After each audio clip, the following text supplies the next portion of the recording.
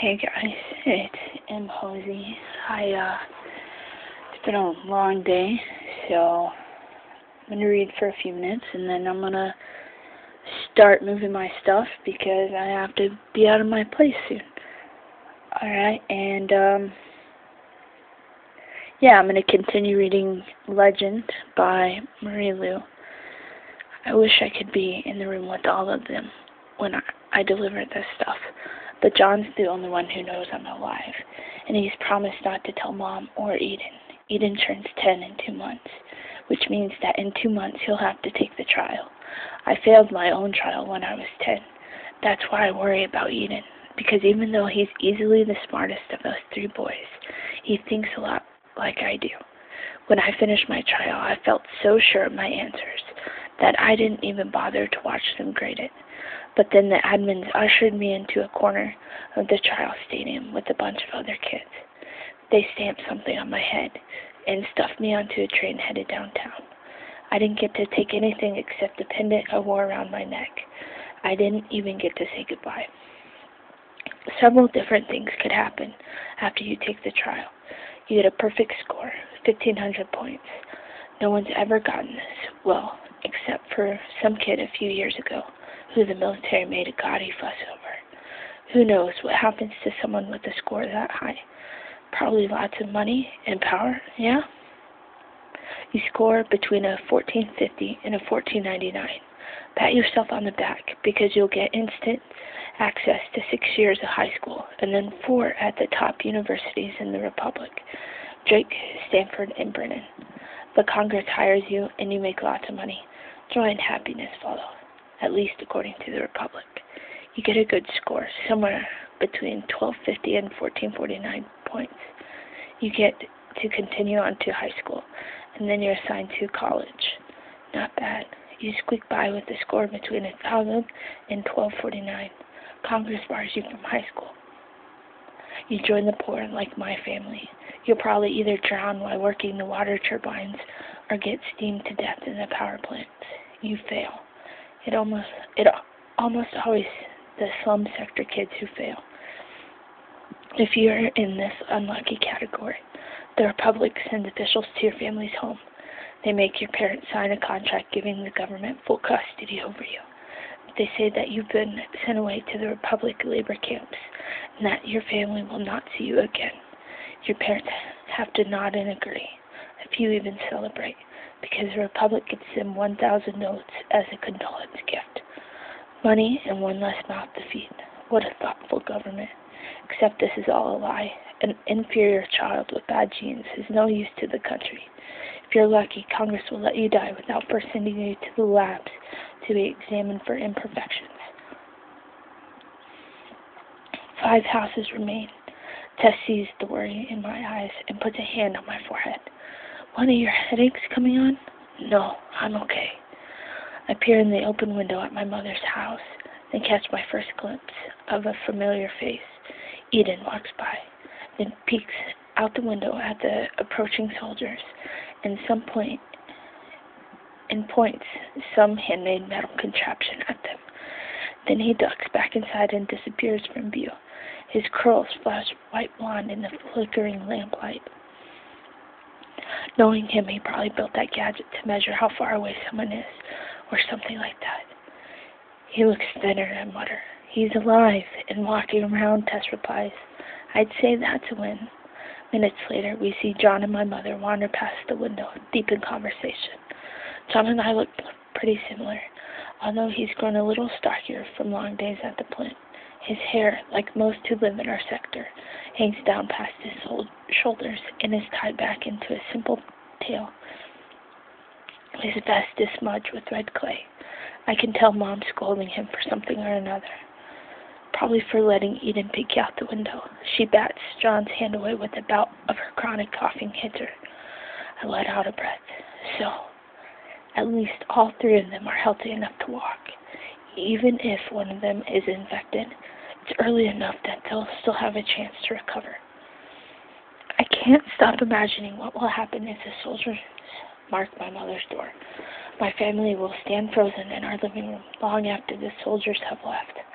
Then Mom will put on her usual brave face, only to sit up through the night, quietly wiping tears away. In the morning, they'll start receiving small rations of food and water and simply wait to recover, or die. My mind wanders to the stash of stolen money that Tess and I have hidden, 2,500 notes, enough to feed us for months, but not enough to buy my family vials of plain medicine. The minutes drag on. I tuck my slingshot away and play a few rounds of rock, paper, scissors with Tess. I don't know why, but she's crazy good at this game. I glance several times at my mother's window, but don't see anyone. They must have gathered near the door, ready to open it as soon as they hear a fist against the wood. And when the time comes, I lean forward on the ledge, so far that Tess grips my arm to make sure I don't topple to the ground. The soldiers pound on the door. My mother opens it immediately, lets the soldiers in, and then closes it. I strain to hear voices, footsteps, anything that might come from my house. The sooner this is all over, the sooner I can seek my gifts to John. The silence drags on. Tess whispers, "No news is good news, right?" Very funny. I count off the seconds in my head. 1 minute passes, then 2, then 4, and then finally 10 minutes, then 15 minutes, 20 minutes. I look at Tess. She just shrugs. Maybe their reader's broken, she suggests. 30 minutes pass. I don't dare move from my vigil. I'm afraid something will happen so quickly that I'll miss it if I blink. My fingers tap rhythmically against the hilt of my knife. 40 minutes, 50 minutes, an hour. Something's wrong, I whisper. Tess purses her lips. You don't know that. Yes, I do. What could possibly take this long? Tess opens her mouth to reply, but before she can say anything, the soldiers are exiting my house, single file, expressionless. Finally, the last soldier shuts the door behind him and reaches for something tucked at his waist. I suddenly feel dizzy. I know it's coming. The soldier reaches up and sprays one long red diagonal line on her door. Then he sprays another line, making an X. I curse silently under my breath and start to turn away. But then the soldier does something unexpected, something I've never seen before. He sprays a third vertical line on my mother's door, cutting the X in half. 13:47 hours, Drake University, Batala Sector, 72 degrees Fahrenheit indoors. I'm sitting in my dean secretary's office again.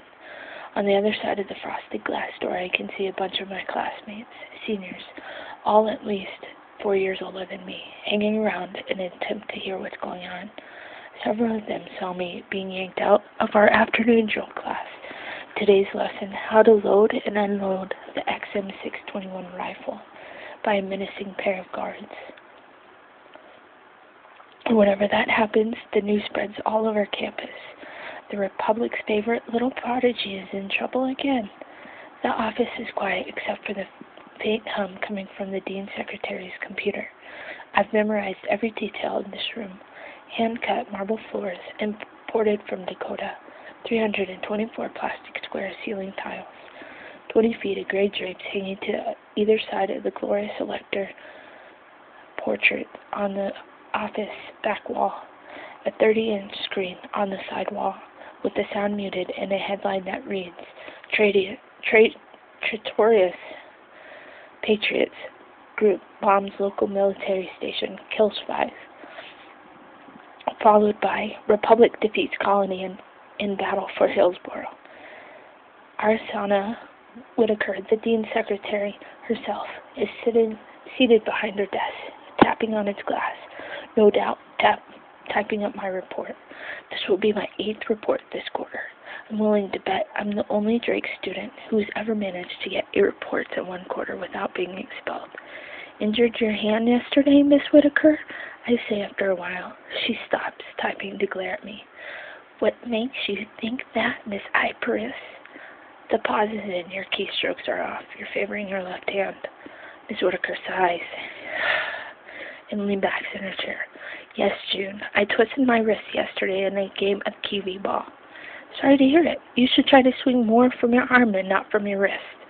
I'd simply meant this to be a statement of fact, but it sounded sort of taunting and doesn't seem to have made her any happier. Let's get something straight, Miss Cypress, she said. You may think you're very smart. You may think your perfect grades earn you some sort of special treatment. You may even think you have bands at the school. What, with all this nonsense? She gestures at the students gathered outside the door. But I've grown incredibly tired of our get-togethers in my office. And believe me, when you graduate and get assigned to whatever post this country chooses for you, your antics won't impress your superiors there. Do you understand me? I nod, because that's what she wants me to do. But she's wrong. I don't just think I'm smart. I'm the only person in the entire Republic with a perfect 1,500 score on our trial.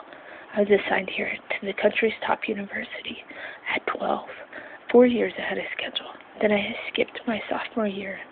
I've earned perfect grades at Drake for 3 years. I am smart.